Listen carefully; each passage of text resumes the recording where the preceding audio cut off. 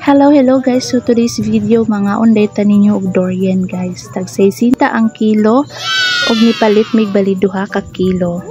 Lami jud baya siya guys, basta panagsalang ay di lang ta magpalabi kay basin masaka atong dugo sa kalami. Cherry. So guys, sumanamig pangaon nami karon sa night market Panabo. Medyo sayo pa man, so wala pa kayo mag-display, no? Kanina uban nag-prepare pa lang sila mga products. Dayon nangaon mi diri sa street food. Wow! May mga tinai sa manok, mga proven, mga etc. So after that, nangadto mi sa mga ukay-ukayan. Gwapo kay lang mga t-shirt guys, no? So barato lang na siya, 100 to 150 lang ilang mga t-shirt nila. Depende sa klase guys. Unya karon na napud mi diri sa mga sapatosan nila. So daghan po sila mga sapatosan, tas naapay mga bags guys.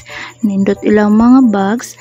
Kaso lang medyo pricey, pero okay na pud kung daghan kag kwarta. Palit na lang ka diri.